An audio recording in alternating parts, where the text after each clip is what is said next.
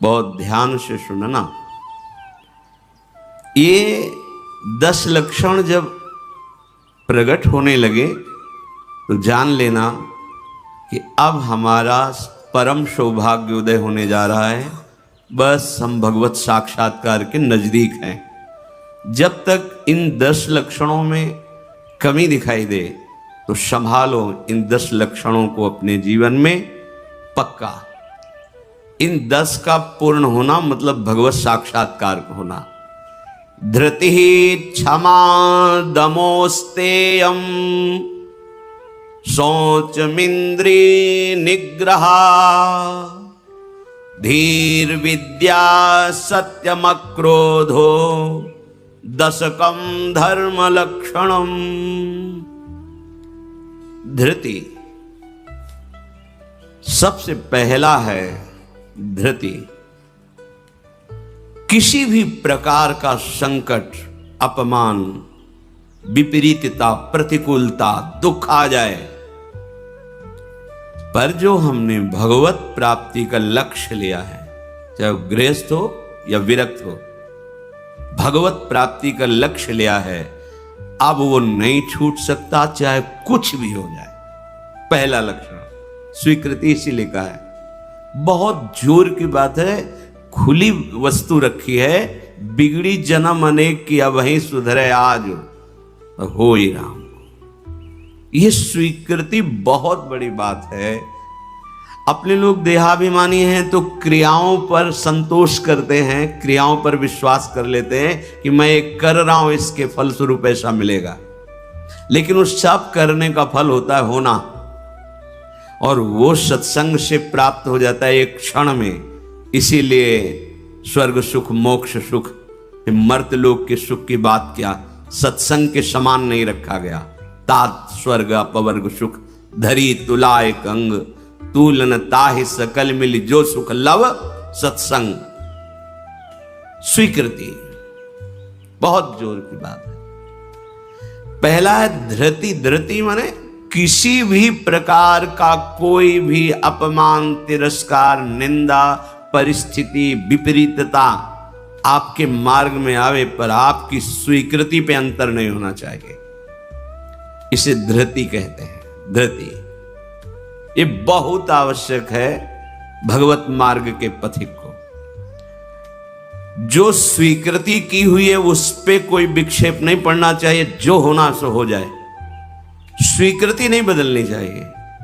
बस तुम्हारा ये था माम प्रपद्यन्ते तास तथैव भजाम्य हम। कोई भी परिस्थिति, कोई भी विपरीतता, कोई भी अपमान हमारी स्वीकृति में अंतर नहीं डाल सकता। मृत्यु स्वीकार करना अच्छा है, पर स्वीकृति पे अंतर नहीं आना चाहिए। वही स्वीकृति भगवत प्राप्ति करा देगी। गोस्वामी जी बाद में सब बातें कह रहे, पहले कह रहे बिगड़ी जन्म अनेक की अब वहीं सुधरे आज। हमारी धृति इतनी कमजोर है कि प्रतिकूलता के आभास मात्र में हम छोड़ देते हैं। प्रतिकूलता तो आई नहीं, प्रतिकूलता के आभास, शायद प्रतिकूलता आ जाए, इससे हम भाग पड़ते हैं। ये कायरों का मार्ग नहीं है भगवत प्राप्ति। अज्ञान को छोड़िए। क्या तुम प्रभु को छोड़ दोगे तो दुखों से बच जाओगे क्या? जो कछ लिखा लिलाट दुख सुख देह संग, भुगते गो जहां जाएगो या सिद्धांत अभंग। या सिद्धांत अभंग तजत क्यों धीरज प्राणी। यही धृति। तजत क्यों धीरज प्राणी, वृंदावन परिहरे प्रिया प्रीतम रजधानी। स्वामिनी जी के महल को, स्वामिनी जी के चरण आश्रय को छोड़कर तुच्छ विषयों की तरफ कदम बढ़ा देना, स्वीकृति आपकी बहुत कमजोर है। बिगड़ जाएगा, ये जन्म बिगड़ जाएगा। पता नहीं किस युग में ये स्वीकृति का अवसर मिलेगा कि नहीं मिलेगा। कितना भी संकट आवे, धैर्य नहीं छोड़ना। सब कुछ सहना है, राधा राधा कहना है। नियम बना लो, जीत जाओगे। काल पर भी विजय प्राप्त कर लोगे। विश्वास करो, ये मंत्र मान लो, सब कुछ सहना है। राधा राधा कहना, राधा राधा। आपको सराहेंगे, आपको चाहेंगे, आप जो मर्जी आवे सो करो। सराहेंगे आपको, कोसेंगे नहीं। आपको सराहेंगे और आपको ही चाहेंगे। हम आपसे तन मन प्राण सर्वस्व समर्पित करके प्रेम करते हैं। ये प्रेम मार्ग की बात। भगवत प्राप्ति करना है तो पहली बात है ये धृति, ये धैर्य रखो। ये नहीं देखा जाता, धैर्य नहीं दिखाई देता, धैर्य नहीं। जरा सा विचलता हुई भाग पड़े। कहां भागोगे? जिधर भाग के जा रहे उधर तो विचलता का समुद्र है। यहां तो विचलता तुम्हें अविचल स्थिति प्रदान करने के लिए है। यहां का भय तुम्हें निर्भय पद प्रदान करने के लिए है। और इस भय को स्वीकार करके भाग रहे हो तो महाभयावह प्रवाह है संसार का, बहते चले जाओगे। अभय होए जो तुम्हें डेराई। धृति, जो धृतिवान है, लौकिक पारलौकिक सारी संपत्तियां उसके चरणों में झुकने लगती हैं। देख लो, शब्द पर ध्यान दो। जो धृतिवान है, धैर्यवान है, हर कष्ट सहता है, तो आगे जो मार्ग है बोले लौकिक और पारलौकिक सारी संपत्तियां उसके चरण चूमती हैं, क्योंकि वो धैर्यवान है। अगर धृति नहीं है तो परमार्थ का भेष भले हो, परमार्थ की स्थिति नहीं होगी। इसीलिए भगवान कपिल देव जी ने माता देवहूति जी से कहा, जो आसक्ति संसार के बंधन का कारण है, वही आसक्ति यदि महात्माओं के चरणों में हो जाए तो मोक्ष का खुला हुआ द्वार है। तो वो महात्मा कैसे होते? तो सबसे पहला शब्द था तितिक्षवः, मतलब महान सहनशील होते हैं संत जन। तितिक्षवः, यहां धृति, ऐसा धैर्य कि कोई भी विचलित ना कर सके। बहुत गंभीरता से, इसीलिए इसमें रुके हुए हैं। बहुत गंभीरता से पहला लक्षण है भगवत प्राप्ति का। जिसके अंदर ये 10 लक्षण आ गए तो भगवान प्रकाशित हो जाते हैं हृदय में, क्योंकि वही परम धर्म का स्वरूप है। भागवत धर्म में चलने वाले या कोई भी धर्म स्वीकार करे तो धृति जरूर आनी चाहिए। अगर धृति नहीं, आप पातिव्रत धर्म, एक पत्नी व्रत धर्म, जो जहां जिस धर्म में, तो उसको धैर्य धारण करना पड़ेगा। बिना धृति के धर्म का पालन नहीं होता। फिर ये तो परम धर्म, महाभागवत धर्म, प्रेम धर्म, इसमें तो कष्टों की परवाह करे तो योद्धा कैसा।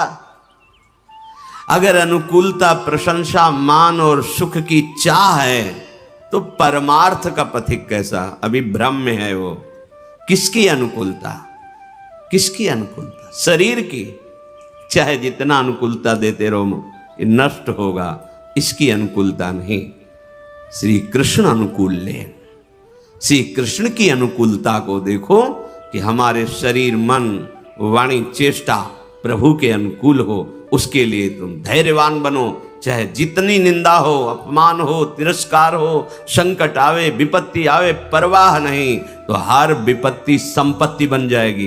देख लेना, लिखा है कि जो धैर्यवान होकर परमार्थ में चलता है तो लौकिक और पारलौकिक सिद्धियां और सफलता उसके चरणों में आ जाती है। श्री राधा किंकरीणाम लुठति चरण यो रद्भुता सिद्ध कोटि, करोड़ों प्रकार के वैभव सिद्धियां उसके चरण दास्ता में आ जाती, हाथ जोड़े खड़ी रहती हैं जब सेवा की आज्ञा हो। दूसरी बात, दूसरा लक्षण है क्षमा। अपने साथ कोई बुराई कर रहा है, भगवत प्राप्ति करनी तो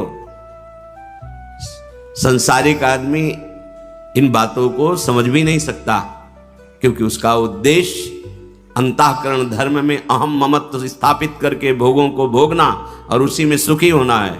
अभी अज्ञान है, वो नहीं समझ रहा। ये परमार्थ के पथिक की बात है। क्षमा, ये इसलिए बोला, वो सामने वाला हमको ऐसा बोलता है, हम चुप रहेंगे। कैसे चुप रह सकते हैं? सामने वाला कौन है? अगर तुम संसारी हो तो संसार है, और परमार्थिक हो तो तुम्हारा आराध्य देव है। तुम्हारी वही तत्व दृष्टि होनी चाहिए जिसकी प्राप्ति के लिए निकले हो। कब करोगे? किस जन्म में करोगे? अभी इसी क्षण से अभ्यास शुरू करो। क्षमा, अपने साथ बुराई करने वाले को दंड देने या दिलाने की पूरी शक्ति होने पर भी, दंड देने या दिलाने की आज्ञा करते ही विध्वंस मच जाएगा, ऐसा होने पर भी ना तो शरीर से दंड दे, ना वचन से दंड दे, ना किसी से प्रेरित करके दंड, हम तो नहीं करेंगे, पर तुम देखो तुम हमारे शिष्य हो, हम तो सह गए, तुम्हें नहीं सहना चाहिए, जाओ। तो बात एक ही हो गई, बात एक ही हो गई। आप उसको दंड देना चाहते तो आपके अंदर क्षमा बल नहीं है। करत जे अनशहन निंदक तिनहु पे अनुग्रह, ना इस लोक में तुम्हें दंड मिलेगा और ना परलोक में दंड मिलेगा। मेरे अपमान, मेरे निरादर, मेरी निंदा, मेरे तिरस्कार का तुम्हें कहीं दंड ना मिले। तुम्हारी बुद्धि शुद्ध हो, स्वस्थ रहो और भगवान प्रसन्न हो। ये है परमार्थ के पथिक का हृदय। विचार करो, जो अनशहन करके निंदा कर रहा है, अपमान कर रहा है, तिरस्कार कर रहा है, उसके लिए ठाकुर हरिदास जी के कोड़े पे कोड़े वो बरसा रहे निर्दयी और कह रहे हरि बोल कहता है। तब ऐसी पीड़ा में भी मुस्कुरा के कहते हैं भगवान बड़े कृपालु हैं, तुम्हारा मंगल करेंगे, क्योंकि तुमने भी कहा हरि बोल। तो ये 2 अक्षर हरि नाम तुम्हारी जिह्वा पे आया, अब मुझे विश्वास हो गया कि भगवान तुम्हारा मंगल कर देंगे। ये है महाभागवत की स्थिति। कितना भी अपमान, कितना भी क्लेश या निंदा करे, उसके लिए ना मन से अमंगल भाव हो, ना वचन से हो। देखो पूरी शक्ति है, पर ऐसे महापुरुष हैं कि अगर वो संकल्प कर ले तो क्या ना हो जाए। इतना उनके पास भजन बल है, तप बल है। साधारण आदमी उनका अपमान करके पीट के चला जाए, वो बताते भी नहीं कि किसने पीटा है, कभी नहीं। वो कभी लौट कर भी नहीं देखते कि इसने ऐसा क्यों किया है। क्यों? क्योंकि अगाध बोध संपन्न महात्मा जैसे अपने हाथ से अपनी दांत से अपनी जिह्वा, अपने द्वारा कोई चेष्टा जो अपने को पीड़ा पहुंचा दे, किसको दंड देंगे? ऐसे आत्मस्वरूप सर्वत्र अनुभव करते हैं। इसलिए राग द्वेष रहित महात्मा के हृदय में ये आता ही नहीं है कि इसको दंड दिया जाए। अपने साथ बुराई करने वाले को दंड देने दिलाने की पूरी शक्ति रहने पर भी उसको दंड देने या दिलाने की भावना मन में भी ना आए और उसके हर अपराध को सहकर यथोचित चेष्टा करे कि उसको सुख पहुंचे, उसे भगवत साक्षात्कार होता है, उसे क्षमा कहते हैं। श्रीपाद प्रबोधानंद जी ने भी कहा नीचापमानम शुद्धा। नीच शब्द इसलिए कि आप उससे महान हैं, आप उस पर शासन कर सकते हैं, आप उसको दंड दे सकते हैं, पर उसके द्वारा किए हुए अपमान को सह गए। कैसे? अमृत मान करके। अमृत नीचा अपमान, जब कोई गाली दे, निंदा करे, अपमान करे, तब ये बात आवे भगवान इसका मंगल करे। ये भक्त हृदय होता है। अनुकूलता में तो सबको आशीर्वाद देने के लिए तैयार हो जाएगा। प्रतिकूल परिस्थिति में भगवत भाव युक्त हृदय होकर कोई अमंगल सोच भी उसके लिए न करना, ये होता है। देखो सर पे प्रहार किया नित्यानंद महाप्रभु के, जो जगाई मधाई के चरित्र में आता, महाप्रभु जब चैतन्य देव ये देखा तो सहन नहीं कर पाए, कैसे महाभागवत के प्रति ऐसा अपराध, क्रोधावेश लो, चरण पकड़ लिए नित्यानंद महाप्रभु ने कि चैतन्य महाप्रभु का प्रभु ये आपकी विशेष कृपा के पात्र है। नाथ, आपका अवतार दंड देने के लिए नहीं हुआ, आप कृपा कीजिए। ये आप कह दो कि वो तो अवतारी पुरुष हैं, तो हम किनके बच्चे हैं? हम किस मार्ग में चल रहे हैं? हम उन्हीं के तो बच्चे हैं, उन्हीं की तो अंश हैं, उन्हीं की तो शरण में है। वही नाम जो बोल रहे हैं वही तो हमें दे रहे हैं, कोई दूसरा नाम थोड़ी दे रहे। वही कृष्ण नाम दे रहे हैं, वही राधा नाम दे रहे हैं, जिसमें ऐसी अपार सामर्थ्य है। वो तो स्वयं प्रभु हैं, पर हम कौन हैं? उन्हीं प्रभु के तो अंश हैं, उन्हीं प्रभु के बच्चे हैं, उन्हीं के चरण शरण में हैं, उन्हीं के वचनों के अनुसार चले तो वैसी ही कृपा का अनुभव होने लगेगा। क्षमा, पहला धृति, दूसरा क्षमा, तीसरा है दम। दम कहते हैं इंद्रियों को विषयों से हटाकर प्रभु में लगाना। ये भगवत प्राप्ति के लक्षण वाले महापुरुष का जो भाव है, दमन करना।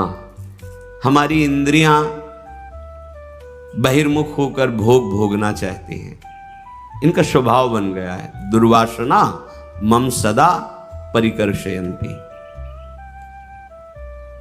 विषय इतने प्रबल हो रहे हैं कि इंद्रियों को अधीन कर लिए हैं। इंद्रियां इतनी प्रबल हो रही कि मंथन करने वाले प्रमथन स्वभाव वाली मन को अधीन कर लिया है।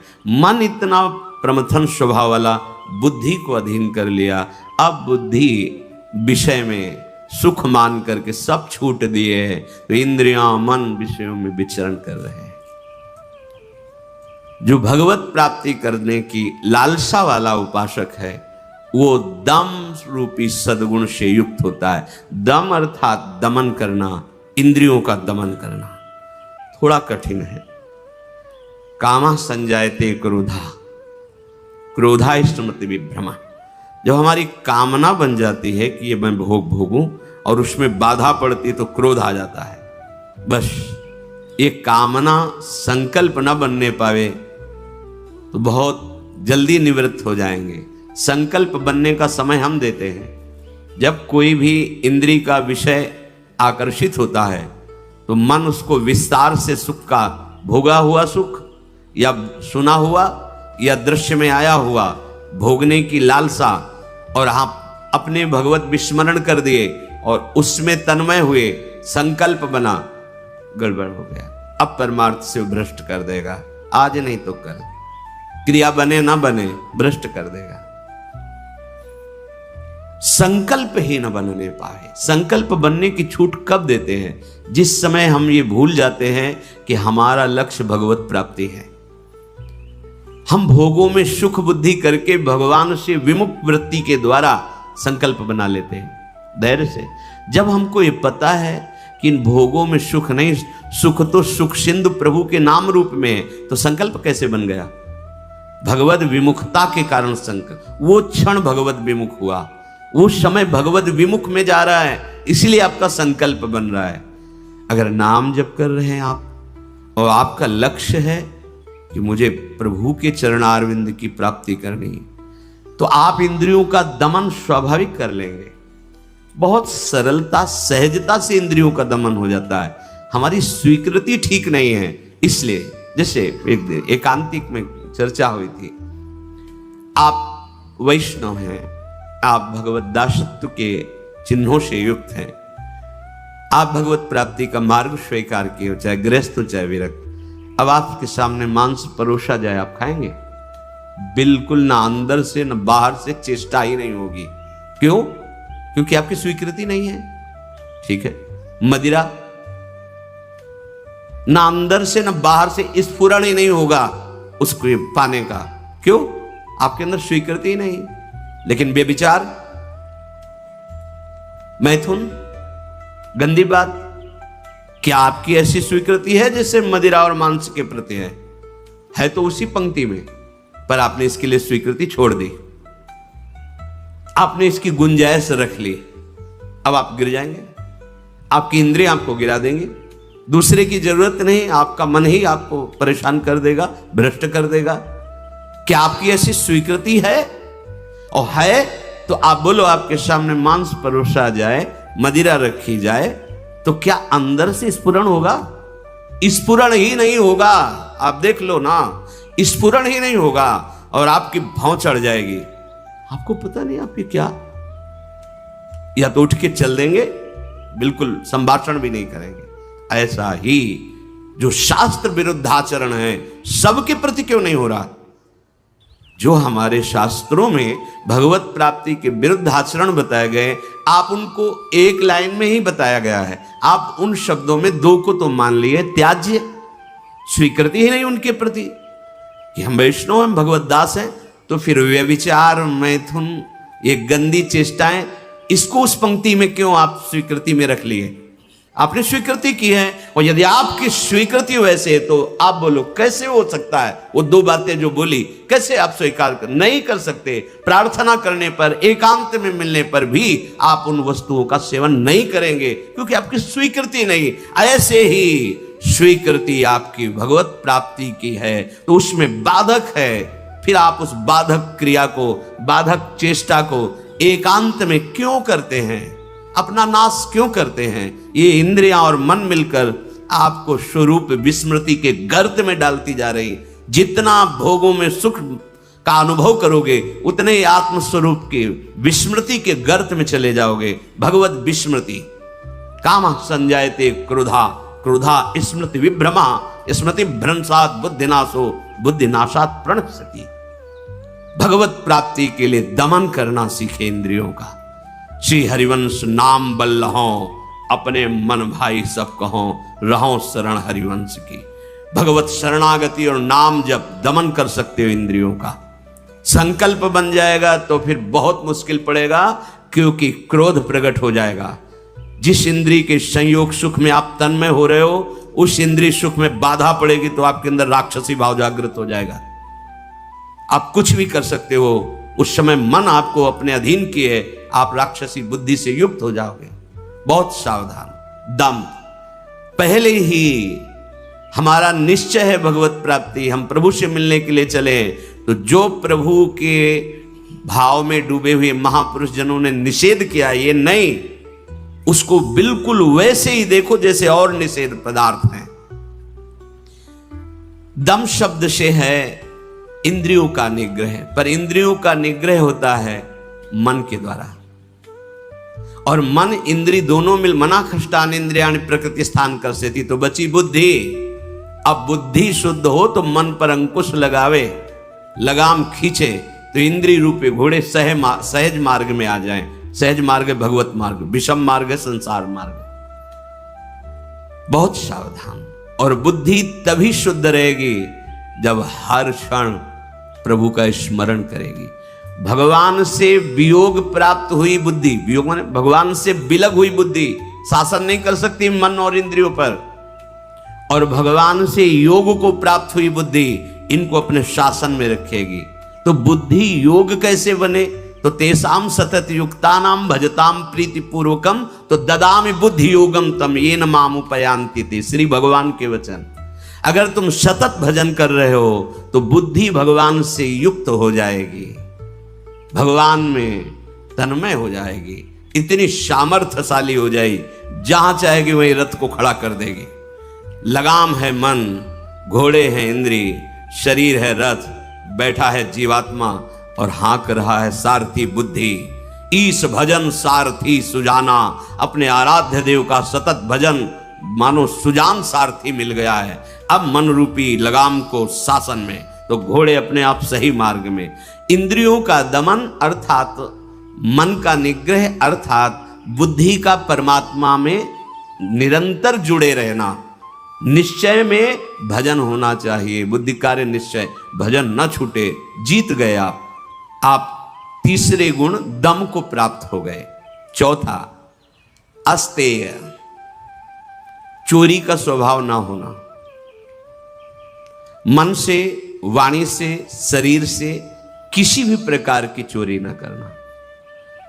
फूल लेने जा रहे हैं प्रभु, जनक जी के यहां निमंत्रण में आए हैं, विश्वामित्र जी को आमंत्रित किया गया है। फूल केवल है, कोई और वस्तु नहीं है। और आप देख लीजिए उस प्रसंग में प्रभु मालियों से पूछते हैं, क्या मैं अपने गुरु सेवा के लिए कुछ पुष्प ले सकता हूं? स्वीकृति दी। हमारा स्वभाव बिगड़ गया है, बहुत सावधानी की जरूरत। सोचते हैं कि हम चोरी करके दूसरे का धन, दूसरे का सुखी हो जाएंगे, कभी नहीं हो गए। अधर्माचरण करने वाला कभी, आपको थोड़ी देर हर्ष होगा, हर्ष शोक में परिणित हो जाएगा, शोक भयानक दुख पैदा कर देगा। बहुत सावधान, सिद्धांत को समझो और भगवत मार्ग में चले हो तो ऐसा होना ही नहीं चाहिए किसी भी तरह से। और ये वस्तु बहुत अच्छी लग रही है, नहीं, आज जो हमारी व्यवस्था कर रहा है कल व्यवस्था, हम व्यवस्था के लिए भगवत मार्ग में आए क्या?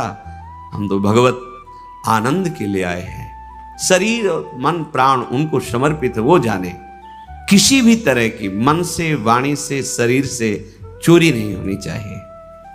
दूसरे की बात हम सुनी तो सुन करके उसे अनुभव में उतारें, सुन के उसको दूसरों को बोलकर प्रभावित कर लेना, यह भी चोरी हो गई। महापुरुषों की बात, अमुक संत ने अमुक बात कही है, हम सब मिलकर उस पर चले भगवदानंद का अनुभव करने के लिए। अगर हम उस बात का केवल प्रयोग करते हैं दूसरे को प्रभावित करने के लिए और वासनाओं की पूर्ति के लिए, यह भी चोरी है। वो बात हमारे अंतःकरण को भगवदाकार करने के लिए है। सत्संग में उस बात को इसलिए कहते हैं कि वो बात हम सब धारण करें और भगवदानंद को प्राप्त हो। किसी भी तरह का मन में या तन में या वचन में ये छुपाव भाव, ये चोरी भाव, हम चाहते कुछ हैं और वाणी से कुछ बोल रहे हैं, वो ठीक नहीं है। अस्तेय, बिल्कुल छुपाव का भाव, चोरी का भाव नहीं होना चाहिए, न मन से, न वाणी से, न शरीर। भगवत प्राप्ति करने वाला उपासक जो मन में होता है वही वाणी में होता है, वही चेष्टा में होता है, तीनों में एक होगा।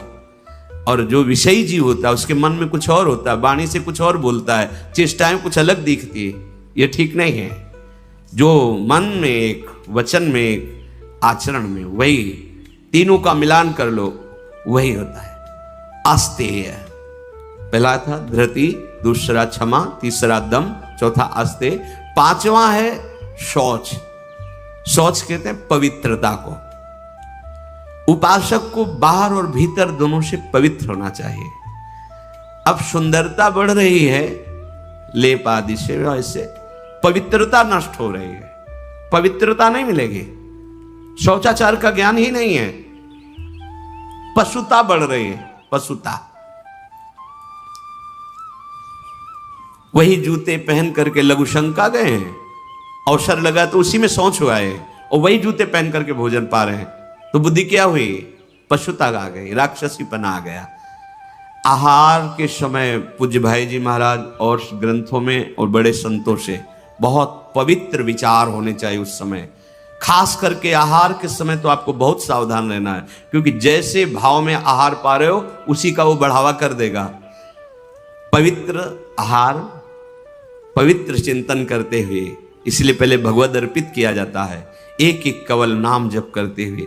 बहुत सुंदर 24 घंटे उसका देखना प्रभाव बहुत सुंदर पड़ेगा। बाहर आपका शरीर पवित्र होना है, उसके लिए दिनचर्याएं हैं, पवित्रता का निर्वाह, बहुत सावधानी। अब देखो ऐसे लोगों के आचरणों का अनुकरण किया जाता है जो शौच होकर जल ही नहीं लेते, वैसे ना क्या कहते हैं उसे, हाँ टिश्यू पेपर, वाह। आचरण बिगड़ते हुए पशुता में बदल गए, जैसे पशु ने सोच के चल दिए। अरे भाई मनुष्य शरीर मिला है पवित्र, मतलब बुद्धि काम नहीं कर, उसे बड़ा माना जाता है।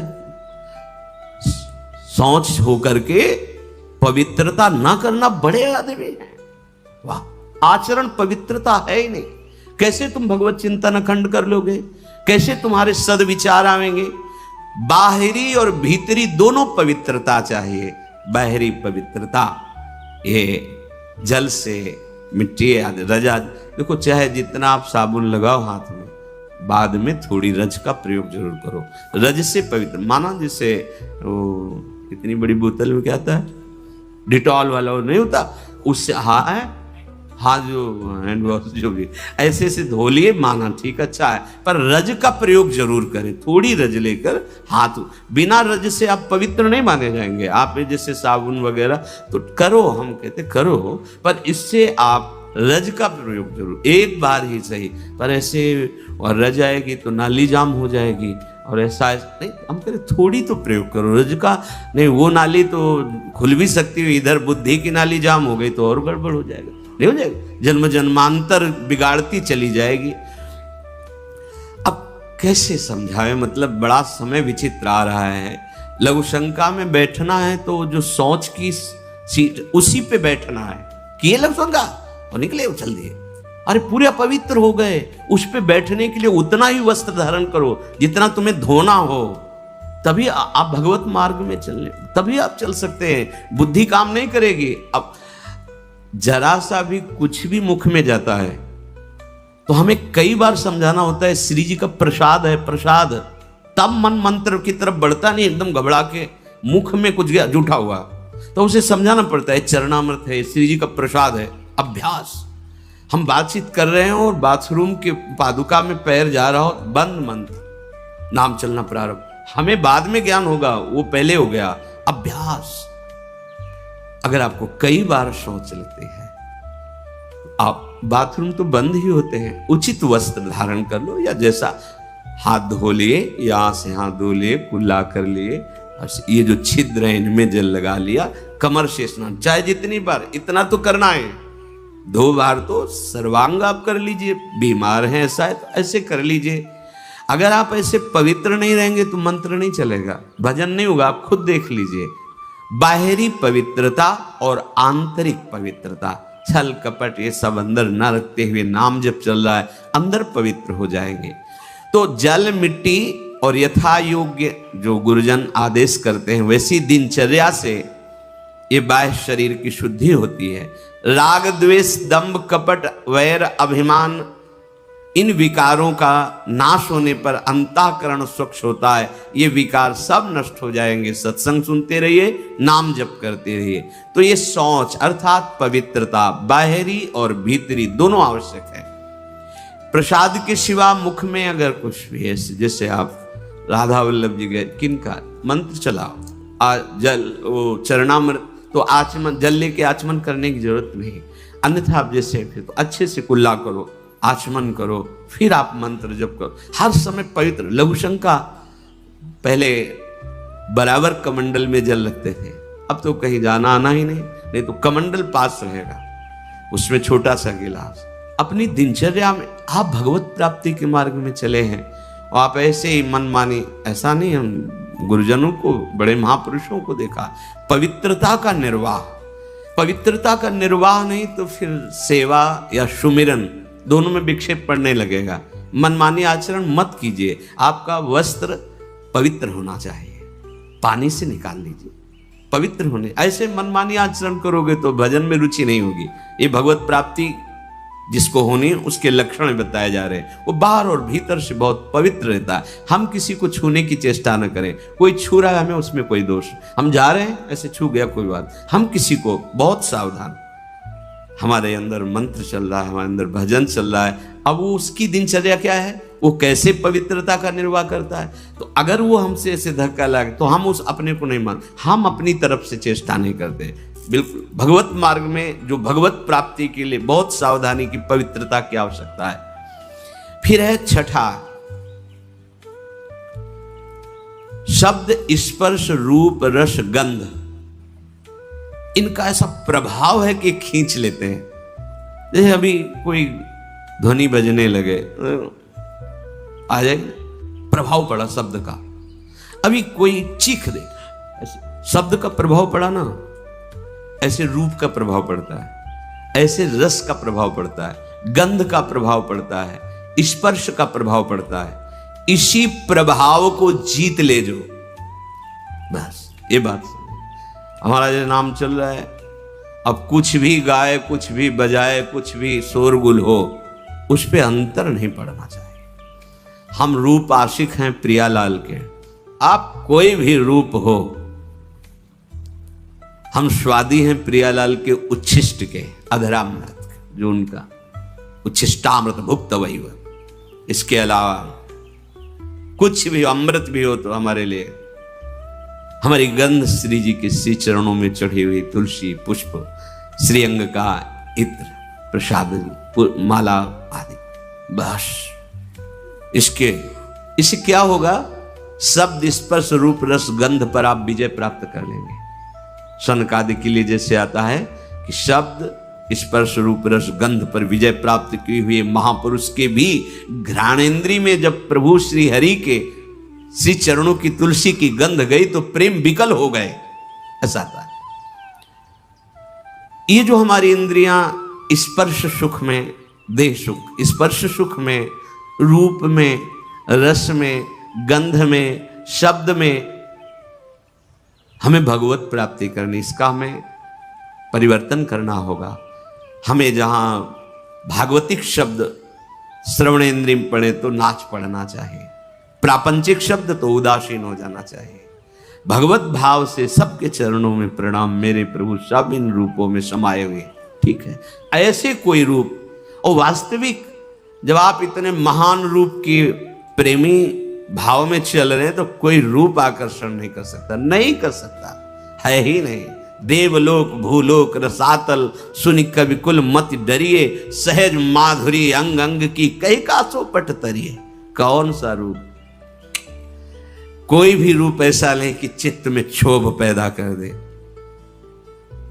कई बार विनोद में कहा है कि जैसे मकान में आग लग जाए तो कैसा दिखाई देता है, ऐसे ही जो रूप आशिक प्रभु के होते हैं, कहीं भी कोई भी रूप बहुत सुंदर हो, नहीं नहीं, जितना सौंदर्य यहां से ब्रह्मलोक तक है हमारे प्रभु के सौंदर्य सिंधु के बिंदु के एक सीकर से है। कोटि काम मूर्छित हो जाए ऐसे तो लालजू महाराज है। एक काम पूरे त्रिभुवन में तांडव मचाए हुए है। करोड़ काम जिनकी मंद मुस्कान से मूर्छित हो जाए, वैसी जो लालजू की रूप लावण्य महिमा है, वो लालजू हमारी लाडली जो निर्तन भ्रकुटी, बदन अंबुज मृदु, सरस हास, मधु बोलन तो अति आसक्त लाल। अब ऐसे रूप के आशिक, ऐसे रूप की चाह करने वाले किसी रूप में वो प्रभावित हो जाएंगे। ये जो छठवां है इंद्रिय निग्रह, अर्थात शब्द स्पर्श रूप रस गंध, ये जो इंद्रिय के ज्ञानेन्द्रिय के 5 विषय हैं, इन किसी विषयों को भी भगवद विमुख होकर स्वीकार न करें। प्रभु से अर्पित है, जैसे विशेष विशेष गंध हैं, पर अगर प्रभु को अर्पित नहीं तो हमारी घ्राणेन्द्रिय उसे वो आ रही पर उसका महत्व तो नहीं है। और प्रभु में अर्पित है, हमारी प्रियाजू के श्री चरणों में चढ़ा हुआ है, ये पुष्प है, ये इत्र है, ये माला उनके श्रीअंग, अहो भाग्य, बार बार वो जीत जाएगा। फिर उसके घ्राणेन्द्रिय को लुभायमान नहीं कर सकता। श्रवणेन्द्रिय यदि प्रभु के जस को सुनने के लिए बावरों सो रस में फिरे, खोजत नेह की बात, तो विश्व का कोई भी शब्द उसे आकर्षित नहीं कर पाएगा। और रसेंद्रिय यदि प्रभु का केवल उच्छिष्ट भोगती है, वाकेंद्रिय केवल प्रभु के जस में है, आप जीत गए शब्द स्पर्श रूप रस गंध। बहुत सुंदर बात है, हम यहीं फंस जाते हैं। देखो,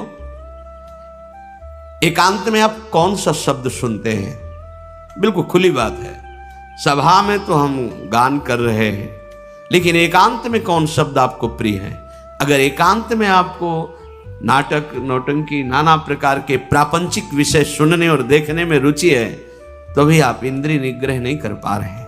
अभी आप भगवत दर्शन की लालसा वाले उपासक नहीं हैं। समझिए, आपका लक्ष्य भगवत प्राप्ति है। आप अपने मन को समेटकर इंद्रियों सहित भगवान के चरणों में समर्पित करने की तैयारी कर लिए। आप कुछ नहीं, अब तो विश्वम्भर भगवान को समर्पित कर दो। पूरा विश्व वो देखे, आप उनको देखो, आप उनके चरणों का चिंतन करो। ये जो भगवत प्राप्ति के लक्षण की बात है, ये जन साधारण नहीं समझ सकते, इसलिए सावधान करके कह रहे हैं। आपका लक्ष्य बन गया भगवत प्राप्ति, तो आप ऐसे शब्द ना सुने जो आपके मन को खींच ले, ऐसे रूप को न देखें जो रूप राशि के दर्शन के लिए हृदय लालायित करना चाहते हैं हमारे मन को, हमारी इंद्रियों। ऐसा कोई रस, ऐसे कोई घ्राणेन्द्रिय का विषय, ऐसा कोई स्पर्श जो आपको भ्रष्ट कर दे अपने मार्ग से, सावधान। पर जो भगवत प्राप्ति की लालसा वाला होता है, वो शब्द स्पर्श रूप रस गंध इस पर विजय प्राप्त किए होता है या विजय प्राप्त करना चाहता है। सातवां धी है। धी अर्थात बुद्धि। आपका आहार सात्विक होगा, संग सात्विक होगा, शास्त्र सात्विक होंगे, वार्ता सात्विक होगी, तो आपकी बुद्धि भी सात्विक हो जाएगी। जो रोज सत्संग सुनता है, सत शास्त्रों का अध्ययन करता है और प्रभु का नाम जप करता है और विचारवान है, विचारवान, वो बुद्धि भगवत प्राप्ति की योग्य हो जाती है। ध्यान दीजिए, जो रोज सत्संग सुनता है, सत शास्त्रों का स्वाध्याय करता है, भगवत भजन अर्थात नाम जप करता है और विचारवान है, कोई भी चेष्टा, कोई भी क्रिया बिना विचारे नहीं, विचार बिना विचारे जे करें चे पाछे पछताए। हमें विचार करना है। ये जो हम सोच रहे हैं, जो हम करने जा रहे हैं, शास्त्र सम्मत है? नहीं, तो फिर नहीं। जिसमें निरंतर प्रभु में मन लगाने के सहयोग हो, ऐसा बुद्धि निश्चय करने वाली, वो भगवत प्राप्ति की योग्य हो जाती है। हमें वही सुनना है, वही देखना है, वही बोलना है, वही चेष्टा करनी, जिससे हमारा भजन बढ़े, भजन सुरक्षित रहे, भजन पच जाए।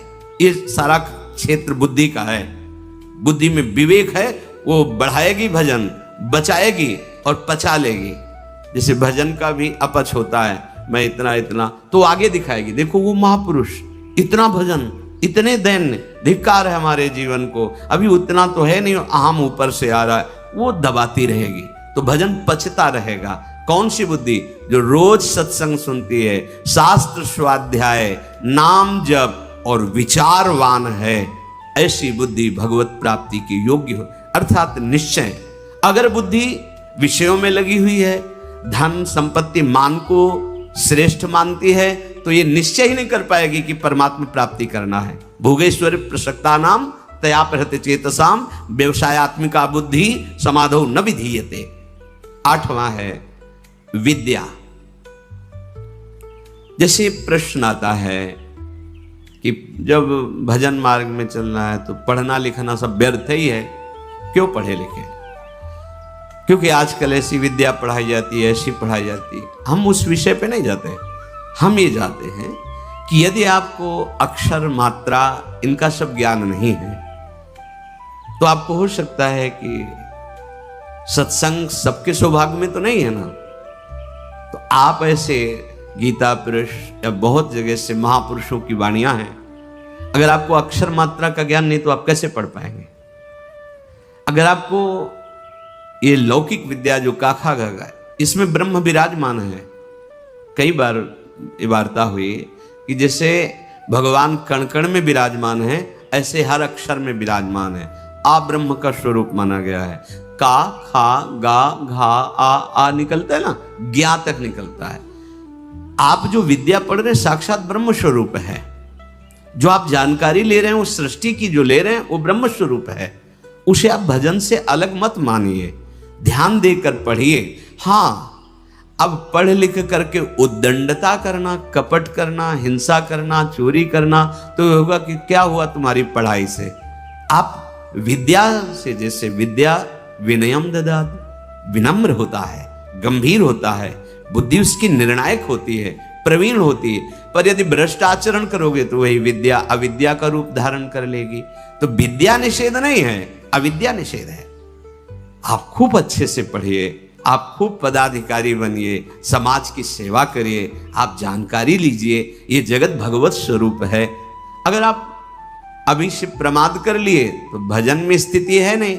हम देखते हैं जो बच्चे पढ़े लिखे हैं ना, एक बार समझा दो तो कदम सोच समझ के रखते हैं। हाँ, हम ये कहते हैं यदि ऐसी रति है कि राधा राधा राधा राधा राधा सत्संग और नाम जप करते हुए आप, तो सच्ची मानिए सब शास्त्रों का ज्ञान अपने आप हो जाएगा। पर ऐसा बहुत ही कठिन है, कोई बिरला ऐसा जो ऐसे चल पाए, नहीं तो इसलिए पढ़ना आवश्यक है। विद्या, जब आपके अंदर अक्षर मात्राओं का ज्ञान होता है, उसमें विषय भी रखे जाते हैं। आप संस्कृत पढ़ सकते हैं, आप ये पढ़ सकते हैं, आप ये अलग अलग विषय रखे जाते हैं। जैसे अपने जब पढ़ रहे थे तो एक विज्ञान का विषय था और एक आर्ट का विषय था, कॉमर्स का विषय था, नहीं अलग अलग कि आप संस्कृत ले सकते हो, आप अंग्रेजी ले सकते, ऐसे कई विद्या। अगर हमको अक्षर मात्रा और ठीक ज्ञान है तो हम वेद का स्वाध्याय कर सकते हैं, आगे हम संस्कृत पढ़ें, हम अपने शास्त्रों को पढ़ सकते हैं। अब ऐसा क्या कि शास्त्र तो आते नहीं, भजन में रुचि नहीं, तो आपके अंदर ज्ञान स्फुरित कैसे होगा? हम उन महात्माओं को देखकर बोला कि का नहीं पढ़े लेकिन एक क्षण भी नहीं नाम छोड़ रहे, तो सारा ज्ञान जागृत हो गया उनको। यही अपने वृंदावन में पूज्य मथुरा दास जी थे, वो खुद कहते थे, ए जी हमने कभी स्कूल का मुंह नहीं देखा, अर्थात कभी स्कूल नहीं गए, और 50-50 श्लोक महाभारत के एक साथ बोलते चले जा रहे हैं और फिर नंबर बाय नंबर उसका अर्थ बताते चले जा रहे हैं। ये सब क्या हो रहा है? बड़ा विचित्र है। जब हमारा चित्त प्रभु में जुड़ जाता है तो प्रभु पूर्ण है, तो कोई भी ऐसा ज्ञान नहीं जो उसके अंदर, पर अभी खेलने कूदने की अवस्था में प्रमाद